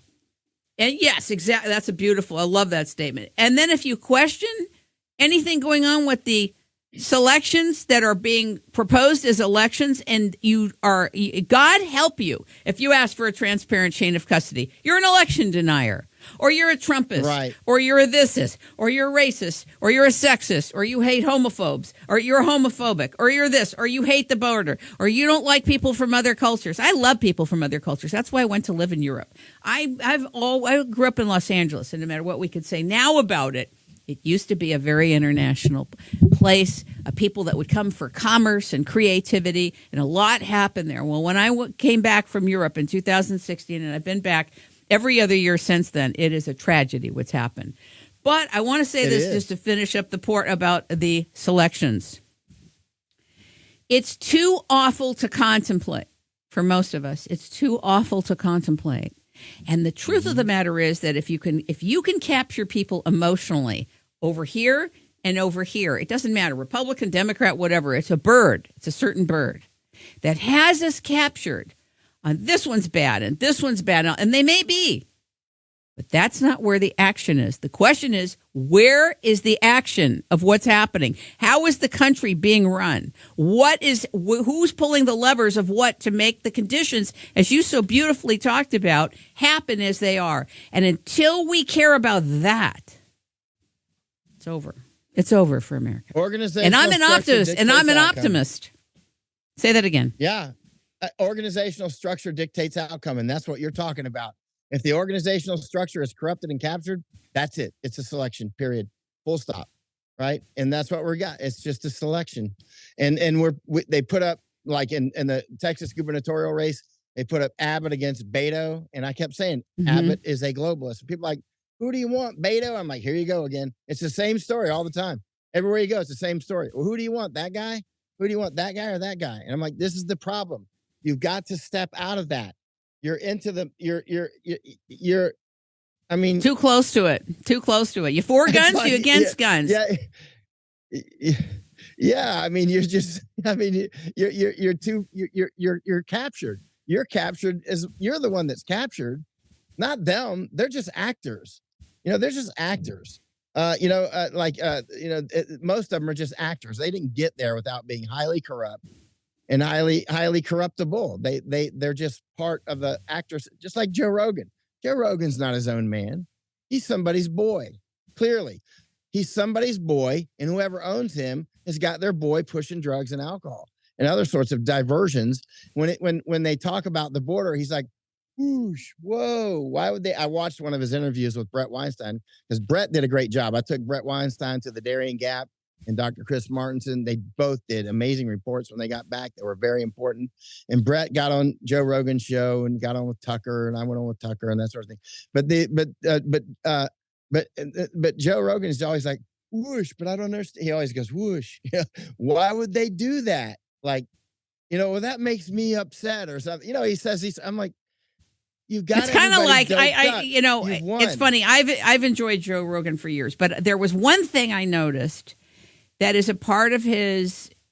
I don't know if it's a persona or if it's just on the show. He plays dumb a lot with stuff when he really clearly knows stuff, because he's a very bright guy, very funny too. That's the thing. That's why I don't. He plays dumb. Pass because can I say, because what you're saying is important. He is a smart guy. That's clear. He's really smart. That's why I don't give him a pass. If he was just some, guy that just smokes dope all the time and doesn't, but Joe's clearly smart, and yet he still does it. He knows the implications. It's dope pushing in the first degree. But you know what? And I don't know if this is a biblical thing or this is in the different traditions of our world. But sometimes, and I know you know this, and I know you've thought of it, the people that we think are the enemy of X or are doing bad things we don't agree with or we vehemently dislike, sometimes going to talk with them, even in private, would help them. And let me tell you something. There's a big thing about the fear. Why good men do nothing. Good men do something. They don't just sit back. But the men and women are looking to the people that are very popular for what to do and watching their behavior and what they say. And the truth is, when people have children, I don't have children of my own, but when people have children, they may do things that people who don't have children wouldn't do. In other words, somebody goes into the Oval Office, whether they have a 10 million viewing audience like Joe Rogan, or they are going into the Oval Office.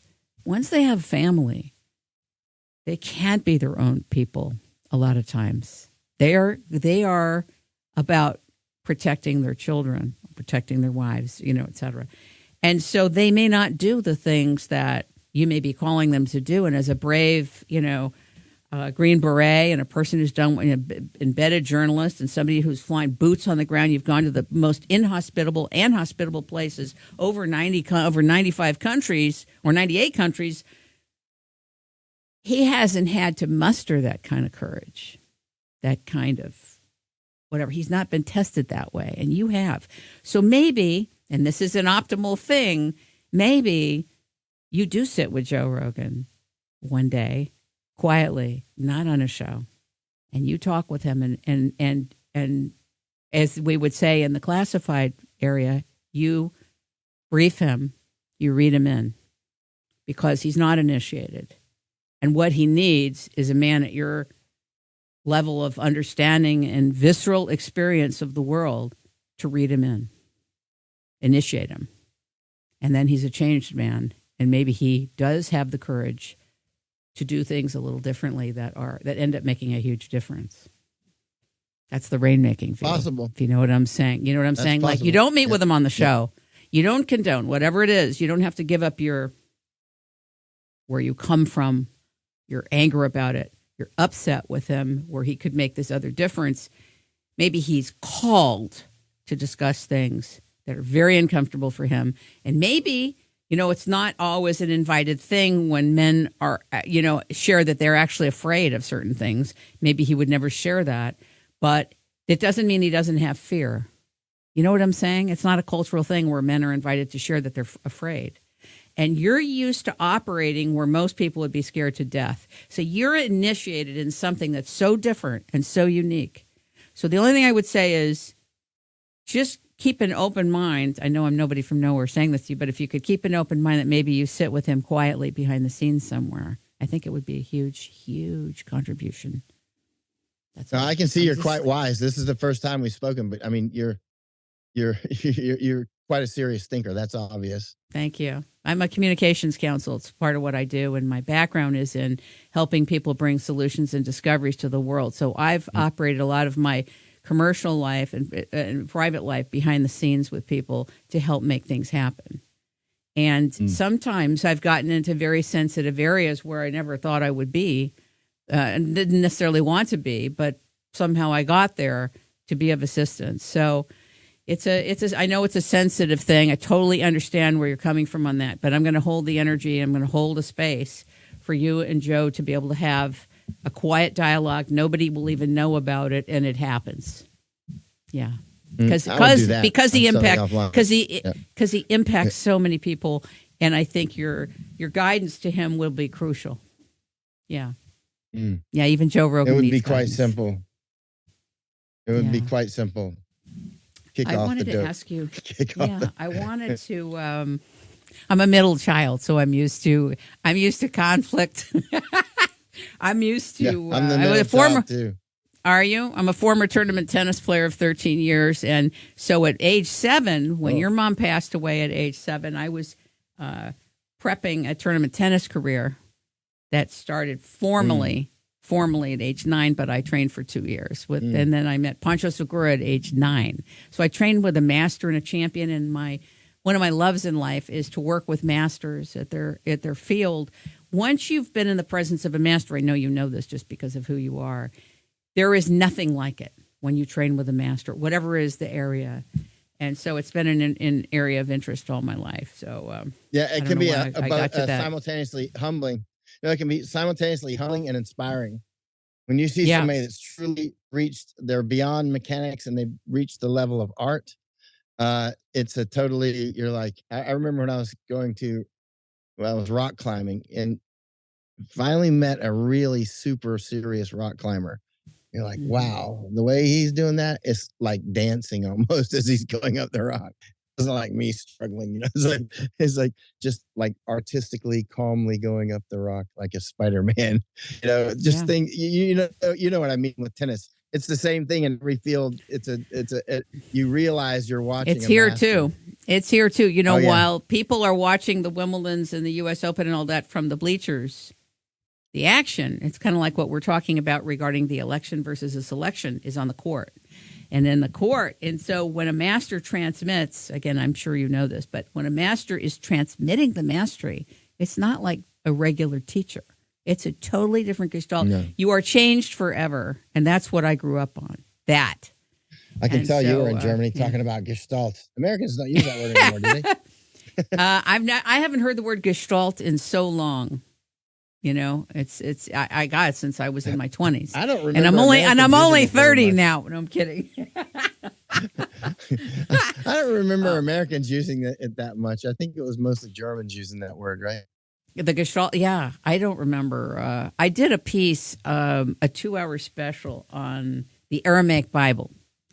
And I've done a lot of different biblical pieces and religious about religious scripture and works from different traditions. And I shared the story when I first got into Germany, and I had heard a word called verklempt. I won't say it here because it's in there at the beginning. I don't want to ruin it.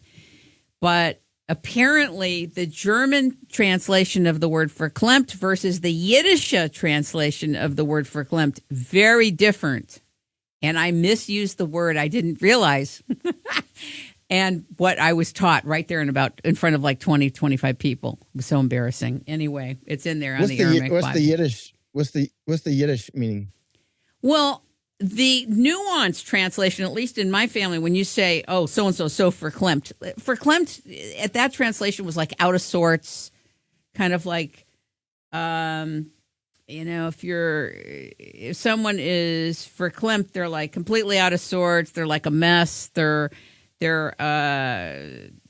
disoriented, or they're like that. Well, the German translation, at least when I got into Berlin, was like sexually frustrated. Kind of like it had a sexual nuance to it. And so here I said this in front of like 20 to 25 people. It was they all started laughing. Anyway, I don't want to go into it, but it was wild. How many people still speak Yiddish? I don't even know.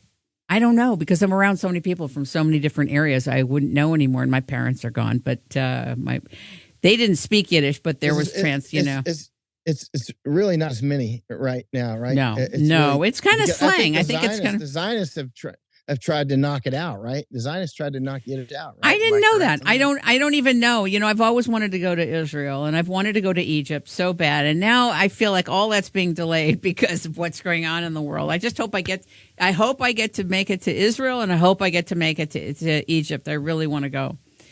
There's a major water event at the Sphinx that changes the whole history of humanity. Did you know that that's been kind of cloaked? Yeah, Robert Such. Yeah, go ahead. I want to ask you about that, but the first time I heard Yiddish, I was like, "That's a strange dialect," because I thought it was German, and I was like, "I can't." It is part of that game. Yeah. I was like, I don't understand all of it. I was like, I'm getting some of it. I'm either through the static. I'm getting some message here. So I went and I asked somebody who was a German teacher. I said, "What dialect is this?" He goes, "That's Yiddish." I was like, "Oh, okay." Yeah. Anyway, but what's going on with the Sphinx? Well, I'll give you the essence of it, is that about 30 years ago, I hope I'm within the right time, at least 30 years ago, Dr. Robert Such discovered that the Sphinx had the forensic evidence of a major water event that, in translation, changes a lot of the information coming out of Egypt about how old civilization is in a major, major way. And since he wrote this book about the Sphinx and did the discovery, he's in the United States. I think he's in Massachusetts and Boston. I think he was on Joe Rogan's show too, like years ago. And Anthony West and other people that focused on Egypt. It changes a lot of things. And apparently, there's like a director of antiquity for Egypt. And we have similar things. We have similar people with that kind of antiquity power to decide what comes in, what could go out, and all that. There's like kind of a gatekeeping thing. So that's why it remained very quiet and marginalized for all this time, because it's so serious. Right. It would change a lot of things. So I just wanted to say that to you. I did a piece with Michael Cremo on forbidden archaeology, and I think it was around 2010 or 12. It's on its Rainmaking Time at rainmakingtime.ch. And, that archaeology, the realm of archaeological discovery, is very controlled. I didn't realize it. Oh, my God. Oh, yeah. I was just talking with people today about I call it archaeological warfare. I mean, I literally, somebody today sent me, he's like, hey, there's this article about something the Chinese are doing. He said, this is that stuff you told me about archaeological warfare. And I sent it off to some others. Oh, archaeological warfare is a very serious sort of warfare. It's a component of information warfare. Absolutely fascinating. I didn't know that the Library of Congress and the Smithsonian, and that some of the people that have God knows how much money are in, which I don't even want to name them, are in direct control when there is a reported discovery. Teams go out and things are taken and things are moved and things are put certain places, and that the world doesn't necessarily have access to all of this. It's fascinating. It's disturbing. That's nakedly true. I mean, I just don't know where it begins and ends. I don't know. I don't think it ever ends. It's nakedly true. I know it to be true based on things that I've done. We could save it for another time, but but I don't know how big it is, and I don't know. I know the Chinese are involved for one, and of course, you look at anything to do with Israel, of course, is going to be controlled. Anything to do with Native Americans is going to be controlled. I mean, there's many stories about that. Anything that could indicate that there was white people here way back then. Whoa, take that one out and bury it. It's like even Graham Hancock has gone through hell. Graham Hancock, who's fascinated with the world and done so much reporting. I mean, even Ted suppressed what he said, completely suppressed his findings, etc. So the people that are not from inside it. I did a whole show on peer review with Dr. Tim Ball and Gavin Menzies just on what is peer review. We look at it as the gold standard of academia and what's true and what's real and what's good. And when you find out how it works, a lot of people got upset with me for doing a piece on peer review, but it's a mechanism to control what can come to the surface and what can't. And I'll give you an example. I interviewed a guy from NASA. I did a climate show before I went to live in Europe. And was it him? Well, I did do that, but I did a special show on holographic technology. This guy was getting, I can't remember his name, I'm sorry about that, but he was getting massive, look at this great discovery in 2014. And it kind of ticked me off because I knew that the military had patents in sound, light, CGI 40 years before that in holographic technology, military-level holographic technology capability. So on the show, while he's talking, and I wasn't disrespectful, I asked him if he knew about patent number blah, blah, blah, blah, blah. And he didn't. But that was my way of saying to the public, check it out. This has been around a long time. We get the trickle-down part. Oh, this is a big discovery. Meanwhile, it's been in use, sometime after they were, the thing was patented. So that's how... so when you look at peer review is used as a mechanism to stop discovery. And this happens, by the way, like all these mammograms have been out of date for 40 years. Probably longer. We've had thermograms who can tell 7 years in advance if you're having a developing breast cancer or cancer in the body.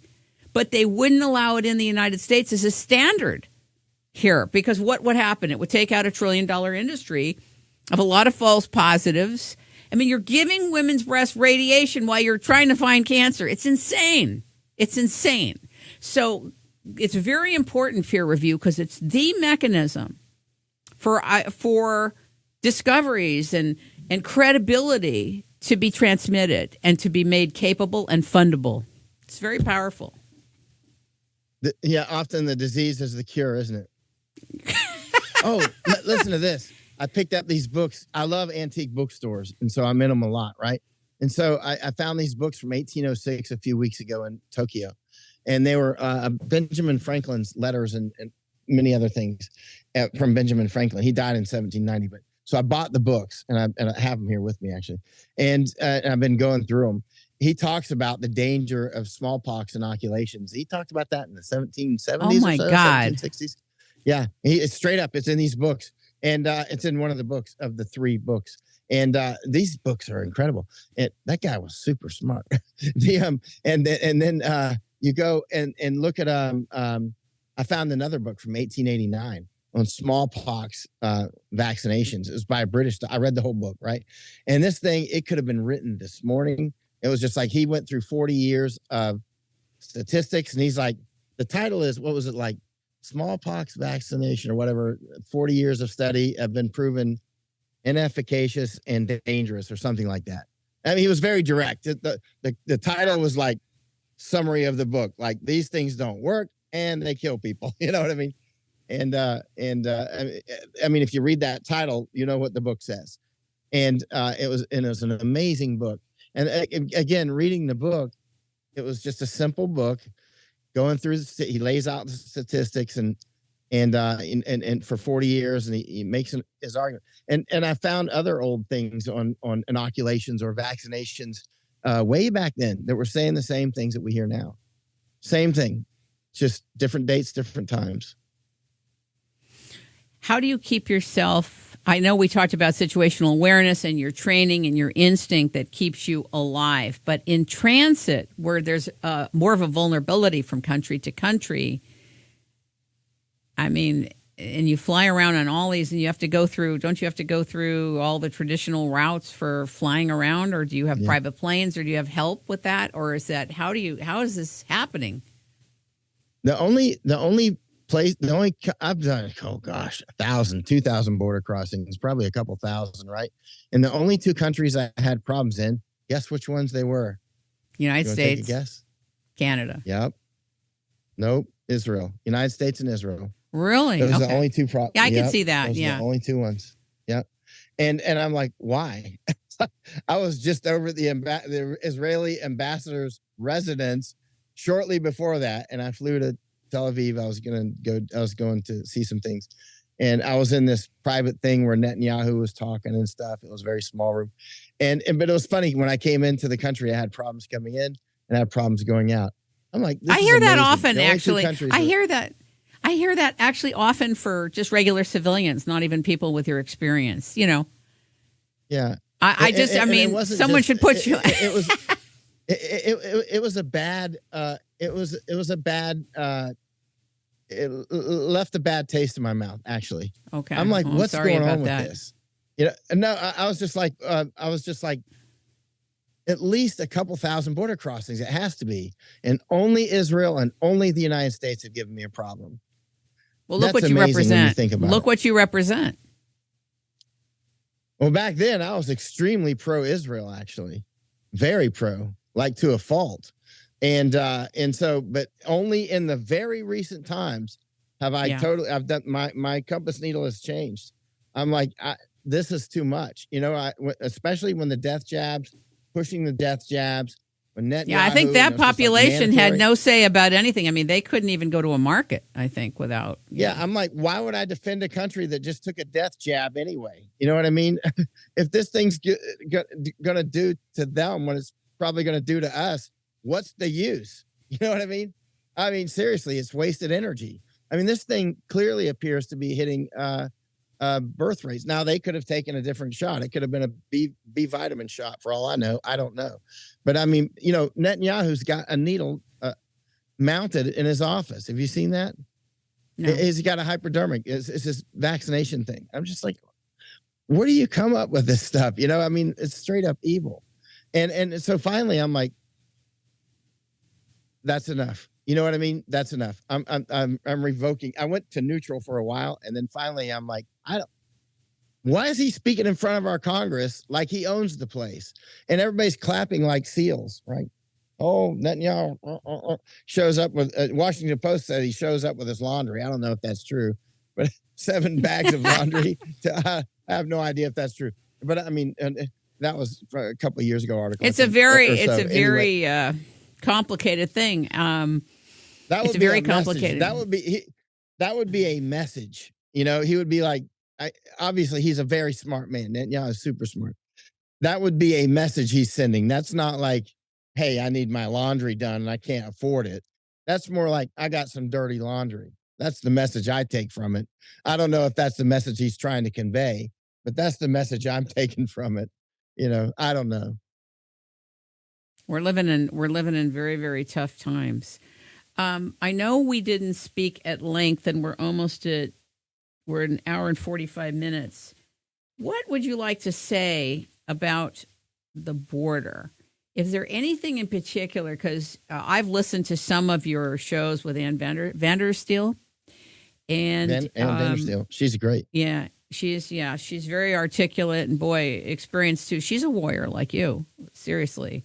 Oh yeah, that's why I asked her to join me on doing some stuff. We did so many things on the Texas-Mexican border, down in the Darien Gap, and Guatemala, and Belize, and some other places. Quite a lot. She's a very serious. She's very courageous, more than Joe Rogan.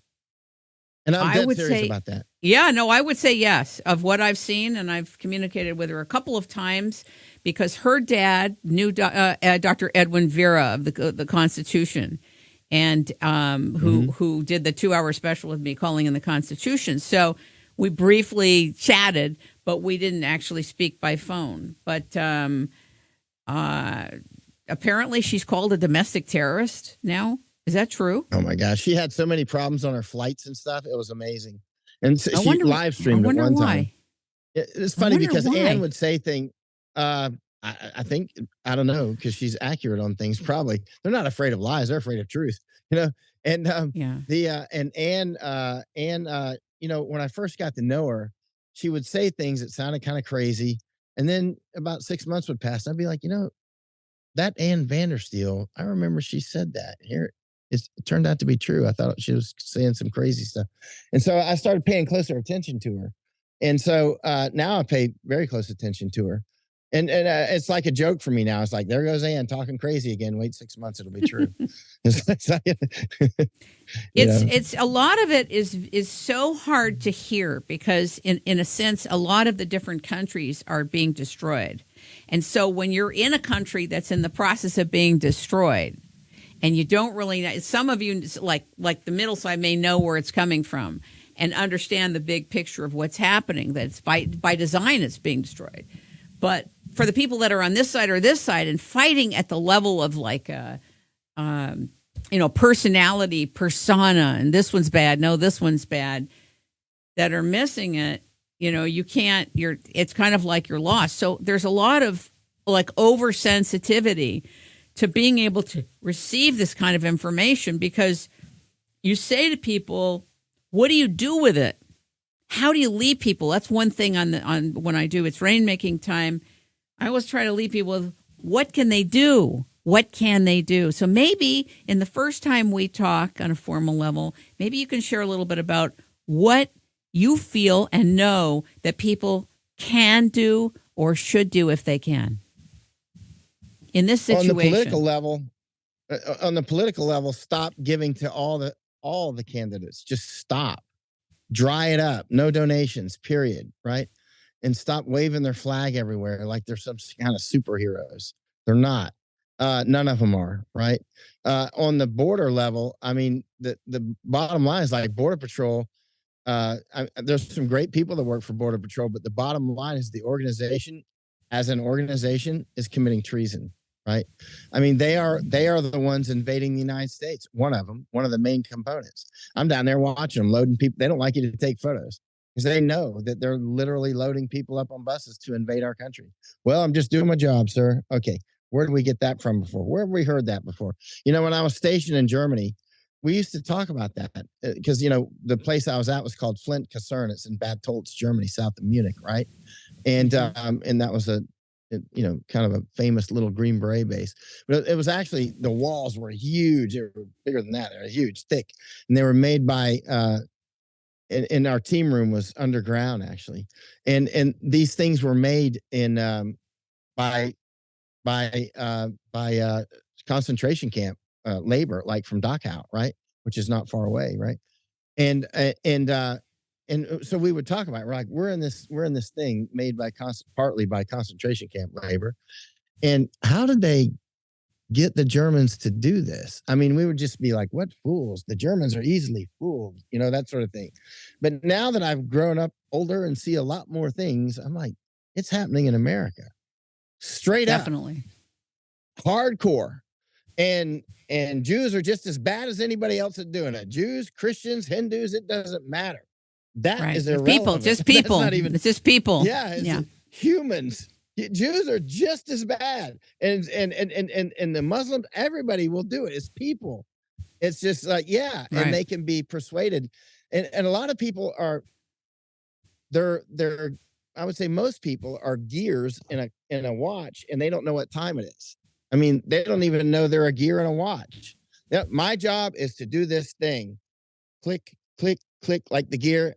I get paid. I get to go fishing, come back, click, click, click, do my job. I get paid. I go fishing. I come back, click, click. They're just the gear in the big machine. Now, the more sophisticated people assemble those gears any way they want them. They can assemble them to tell time. They can assemble them to do good things. They can assemble them to make death camps, because so many people are just acting as gears, and the bigger players that are far more sophisticated, they're just rearranging the gears. Okay. It used to be a really great constitutional republic, and now it's going into literal genocide, right? And the same good people, I'm a good gear. But if you're just doing your job and it's amoral, it's immoral, it's all these things, it's unethical, right? It's the things that you're doing are wrong. Stop doing them. That's what you can do. Stop. Like when it comes to giving jabs to people because you're forced, you weren't forced to give that jab. You had a choice. Your brain told your muscles to put that jab into that child. You did it for your job. You would have to lose your job. That's it. I mean, this is I don't want to hear any talk about what the Nazis did if you're doing Nazi stuff today, right? Because that's what's happening today. If you're jabbing kids and you're putting them up on Instagram, just jab this. They're doing it here. Masako and I were at 2 jab events in Yokohama recently, a month or 2 ago, and anybody 6 months and older could get jabbed. It was at a stadium, right? And it's and it was 2 different Fridays, and a lot of people showed up, but they're mostly a lot of them had children. I would say 25% probably were children getting jabbed or going into the jab thing. I don't know if they really got jabbed, but they probably were. That's why they were going in there, right? And so, I mean, they're still doing it. And literally, they probably, I can't read their minds, so I don't know what they think. They probably think they're doing the right thing. I think we can probably safely because isn't the culture, the Japanese culture, one of great conformity, right? Like, and the U.S. great turns conformity. out to be the same way. Yeah, and sometimes that great conformity can be a great strength, and other times it can be used as an incredible weakness, right? Especially if it's weaponized against you, right? And the United States, Americans, so just filled with slave talk. Trump gave us ivermectin and HCQ, like they're holding their hands out. Oh, thank you, Saint Trump. You've got to be totally imbued with slave mentality to think that you need to be given permission from some real estate dude who owned casinos to take ivermectin and HCQ. Well, he was fooled by Fauci. Well, guess what? Fauci didn't fool me, and he didn't fool millions of others, right? We didn't take it. And we're like, what are you doing? Listen, why is this guy on stage with you? Right. And then now we're almost in August of 2024, and he still sticks by his poison. Bottom line. And of course, the people in cognitive dissonance, they fall back to the preceding fighting position. When you're fighting a defensive move and you're in danger of getting overrun, you'll have different fighting positions. You might build 5 different fighting positions. We're going to fight this one. When they start to get too close, we're going to pull back to the next one. Then that's what they do in these arguments, cognitive dissonance. Yes, he did, but he gave us ivermectin and HCQ. That was good. Okay, but then they fall back to the next one. He didn't mandate it, but you have no fighting positions left. He's still sticking beside it. And again, now let's go back to Nazi stuff. Let's go back, not just that, many, many different times. People, we think about Nazis because we've been brainwashed to always think of Nazis, right? But because these things happen all the time in other situations, right? And it's just people doing their job, sir, doing their job, and they can be weaponized in so many ways. People can be wound up to do genocide, and are frequently easily, done. apparently, very easily. I studied with Saul Freelander, who wrote a book on the Third Reich, how conditions were set for it to happen. It was so fascinating. I took this when I went to UCLA. Is that an information war book? Is that an information actually war book, no. It was a book on history, how the historic conditions came to create the Third Reich. In other words, it was fascinating, and I remember it was a very thick book by Dr. Saul Freelander. Saul Freelander. It was so. Saul Freelander. I'm gonna see if I can find it for you and everybody else. But I was taking a class at UCLA, and I wanted to know, how did it come to be? I was fascinated. How did it come to be? How is this possible? And wow, it's a real study in how the conditions, exactly what you were talking about, were created. Yep. And it's being done right now. It's being done right now. We're being atomized insofar as every little group to fight every little group. So I have a very, very, very poignant question then. Many people listening to this or watching it will say, well, what does he want us to do? Not vote? What's your response to that? I would say, actually, at this point, if you think if the last one was stolen, do you think this one's really going to count? I mean, go ahead and vote just in case it works. You know what I mean? Just in case. Go ahead and vote. Of course, do it. But I think, but like you said before, this is a selection, not an election. I mean, I personally, my gut instinct, it no longer matters, because we've given up the ghost on our system, right? And the system, as we think it is not. It doesn't exist anymore, because that last election was clearly stolen, and the midterms in Maricopa, right? But not to fit, like, well, let's just take a percentage of the public, and I don't know what it really is, but let's, for purposes of our conversation, let's say 50% of the public believe it was, or know it was, etc. It's about, see, all that can go back and forth forever, and we'll never get to we'll never get to where the action is, right? And we talked about, we're never going to get to where the action is. So the action is in the transparent chain of custody and the forensics of that. And every aspect, whether it's mail-in or in-person voting or electronic voting, all 3 areas have to be forensically examined as they're happening and after they've happened. And until that's doable, not just to count, not just repeating the same stuff. If people even knew the basics of how the machines are set into motion years ago, before I went to live in Europe, I invited Stephen Spoonamore. He did 10 years of his life on the electronic voting machines. By the time I had seen all of these interviews that he had done, explaining every facet of how they work. And just as I was leaving for Europe, I wanted to do this interview with him. And he said to me, I'm done. I've spent 10 years of my life. I get to go to bed at night and now feel good. The American public is not interested in this. I've given 10 years of my life. I'm done. But one of the things he said, and I want to repeat this, I've said it on earlier segments that I've done, is that the thing I loved about him, even though he was in the category of Republican, he said, I would rather lose, the Republican side of an election and know we had an honest election than win by theft. And I loved that about him.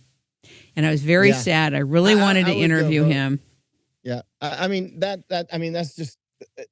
That's what we're talking about, the conditions, right? Yeah.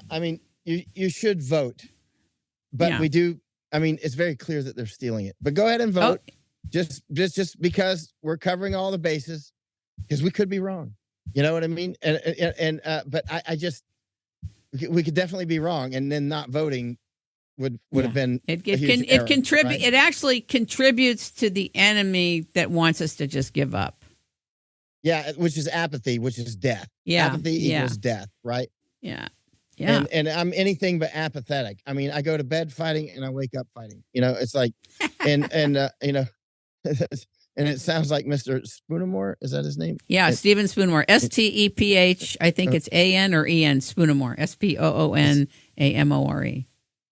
He's on Twitter. He's on Twitter. Because from what you said, it sounds like he knows the feeling. He knows the feeling, and I was very sad. He went into a part of the water business, I think, to clean water, and he's a very environmentally aware.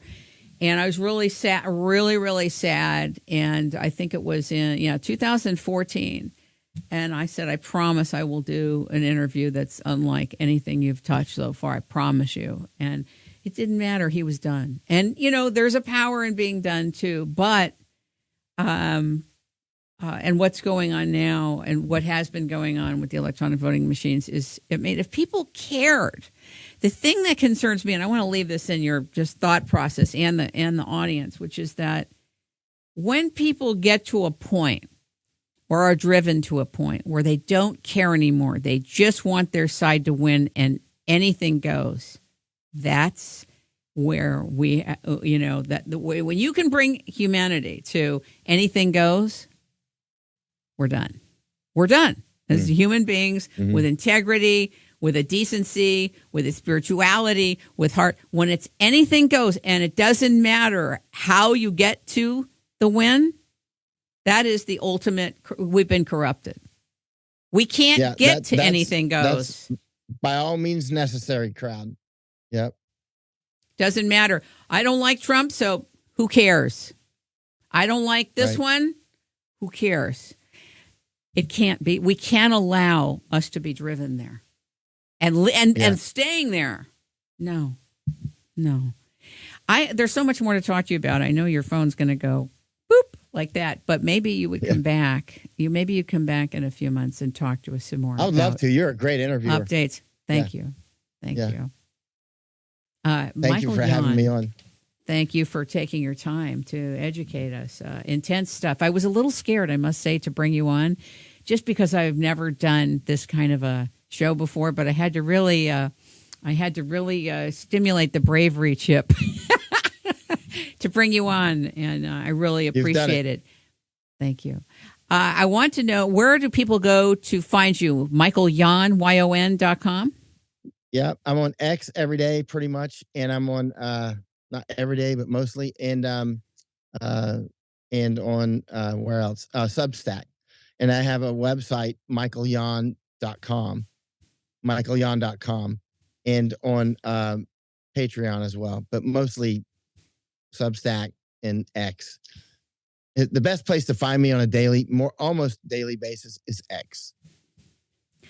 And if you're interested in reading some of his books, he's written so many books, but for the English-speaking readers, Moment of Truth in Iraq, how a new greatest generation of American soldiers is turning defeat and disaster into victory, Gates of Fire, close combat during the battles of Mosul, Iraq, and Iraq Inside the Inferno, 2005 to 2008.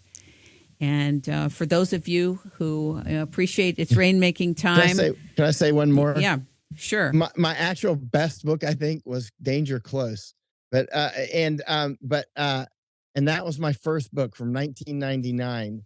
But now there's must be 25 books and movies with that title. When I came out with it, like I think Patrick Byrne just came out with one with that title. I was going to say to you, I wanted to mention that Patrick Byrne came out with this, and this is the story of how the elections and how the mechanism of the elections are. And about him and his life. Close.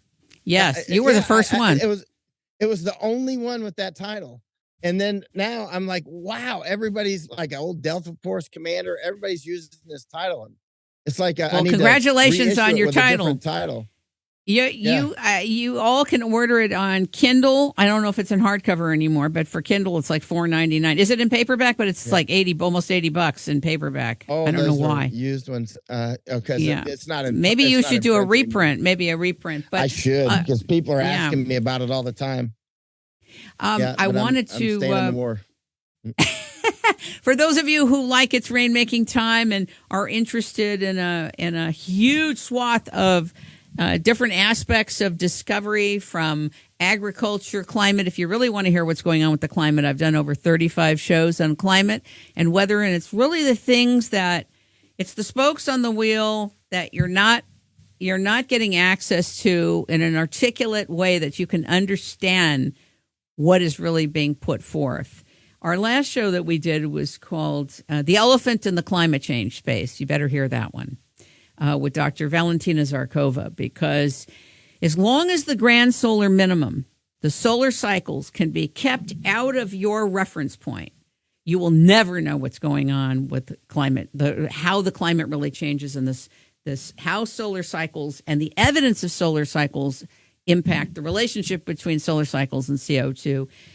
I've covered every aspect of climate. I never realized why I was censored so much on YouTube. It's because I did a whole series of over 26 shows on climate and weather. And like each aspect, polar bears, this one, CO2, the oceans. I interviewed Niels Axel Morner, who was the world expert in sea level rising, who walked off the UN panel on climate change because he accused them of fraud and what they were doing about sea level rising. So I didn't realize I was touching sensitive terrain. I just wanted to understand what was happening.